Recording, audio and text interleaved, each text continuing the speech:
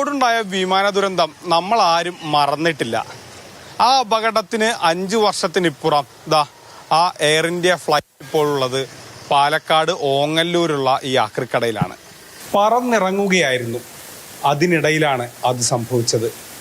2020 August 7 Karipur വിമാനത്താവളത്തിൽ ഇറങ്ങുകയായിരുന്ന air Indian വിമാനം റൺവേയിൽ നിന്ന് തെന്നി നീങ്ങി. പിന്നെ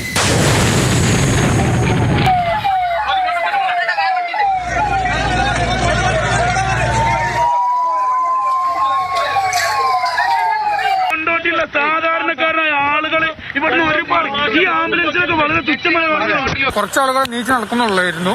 ബാക്കിയുള്ള ഏകദേശം ആളുകൾ ചില്ലറ എന്തായാലും പരിക്കുകളുണ്ട്. ഈ കൂടുതൽ പരിക്ക് വെച്ചതാണ് ഈ ലാസ്റ്റ് മുൻഭാഗത്ത് കിടക്കുന്ന ആളൊക്കെ എടുത്തിട്ട്.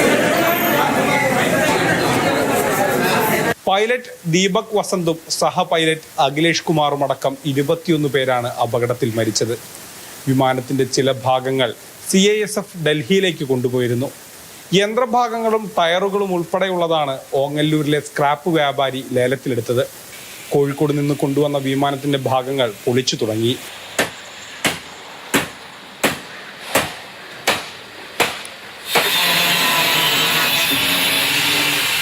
മാതൃഭൂമി ന്യൂസ്, പാലക്കാട്.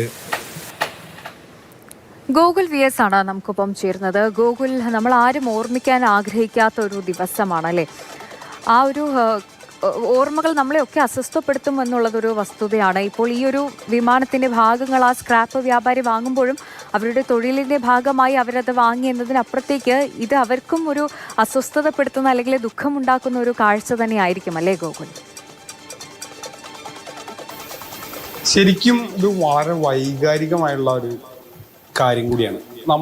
ഞാൻ കഴിഞ്ഞ ദിവസമാണ് ഈ ഒരു വാർത്ത ചെയ്യാൻ വേണ്ടിയിട്ട് ഓങ്ങല്ലൂരിൽ പോയത്. അപ്പോൾ പാലക്കാട് നിന്ന് കുറച്ച് ദൂരെയാണ് ഓങ്ങല്ലൂര്. അപ്പോൾ അവിടെ പോയിട്ട് ആദ്യം ഈ സ്ക്രാപ്പിന് ഈ എയർ ഇന്ത്യ വിമാനം എടുത്ത ആളോട് ഞാനൊരു ബൈറ്റ് തരുമോ, ഇതിന്റെ പ്രതികരണം തരുമോ ചോദിച്ചു. അപ്പോൾ ആള് തരില്ല എന്ന് പറഞ്ഞു. അപ്പൊ എനിക്ക് അല്പം ഒരു മുഷിവ് തോന്നി. കാരണം ഇയാളെന്താ, നമ്മൾ ഇത്ര ദൂരം വന്നാലേ എന്തൊരു പ്രതികരണം തരാത്തെന്നൊക്കെ തോന്നി.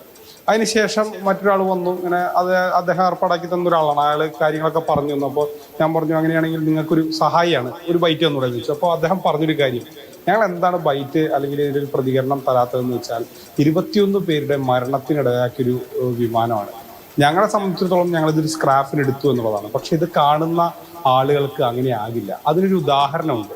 ഈ കാര്യം അറിഞ്ഞ്, അതായത് ഇങ്ങനെ ഒരു ഓങ്ങല്ലൂരിലുള്ള ഒരാൾ ഈ ഒരു വിമാനം എടുത്തു എന്ന് പറഞ്ഞാൽ ആ പ്രദേശത്തുള്ള ഒരാൾ ഈ വിമാനം കാണാനായിട്ട് അവിടെ എത്തിയിരുന്നു, സ്ക്രാപ്പ് കടയിൽ എത്തിയിരുന്നു. അപ്പോൾ അവർ പറഞ്ഞത് അവരൊരു ബന്ധു ഇവിടെ ഈ വിമാനത്തിലാണ് മരിച്ചത് എന്നുള്ളതാണ്. അത് താങ്കളൊന്ന് കണ്ടോട്ടെ എന്ന് ചോദിച്ചാൽ അങ്ങനെ വന്നു എന്നുള്ളതാണ്. അപ്പോൾ അവർക്ക് ആ ഉടമയ്ക്ക് പോലും, ആ സ്ക്രാപ്പിനെടുത്ത ആളുകൾക്ക് പോലും അതൊക്കെ ഒരു മനസ്സിലൊരു വിഷമായി തന്നെ നിൽക്കുന്നുണ്ട്. കാരണം അങ്ങനെ ഒരു 21 പേരുടെ മരണത്തിനിടയാക്കി എത്രയോ കുടുംബങ്ങളെ അന്ന് കണ്ണീരിലാഴ്ത്തിയ ഒരു വിമാനമാണ്. അതിങ്ങനെ സ്ക്രാപ്പ് വിലക്ക് എടുത്ത് അത് പൊളിച്ച് വിൽക്കുകയാണ്. അവർക്കൊക്കെ അവരുടെ ഏറ്റവും ബന്ധുക്കളുള്ള അല്ലെങ്കിൽ ഏറ്റവും പ്രിയപ്പെട്ടവർ പലരും അവസാനമായി യാത്ര ചെയ്തൊരു വിമാനമാണ്. അതാണെങ്കിൽ ഒരു ദുരന്തത്തിൽപ്പെടുകയും അങ്ങനെയൊക്കെയുള്ള കാര്യങ്ങൾ ഉണ്ടായത്. അന്ന് കോവിഡ് കാലം കൂടിയാണ്. മലയാളികളൊക്കെ കോവിഡിന്റെ ഭീതി മറന്ന് കരിപ്പൂരിൽ അന്ന് ഒരുമിച്ചെത്തിയതും അവിടെ രക്ഷാപ്രവർത്തനം നടത്തിയതും ഒക്കെ തന്നെ നമ്മൾ കണ്ടതാണ്. അപ്പോൾ അങ്ങനെ ഒരു വലിയ ഒരു ദുരന്തത്തിന്റെ ഒരു ഓർമ്മ മലയാളിയുടെ. തീർച്ചയായും ആ ദുരന്തത്തിന്റെ ബാക്കി പത്രമായ വിമാനം, അതിന്റെ ഭാഗങ്ങൾ സ്വന്തമാക്കിയ ആ ഒരു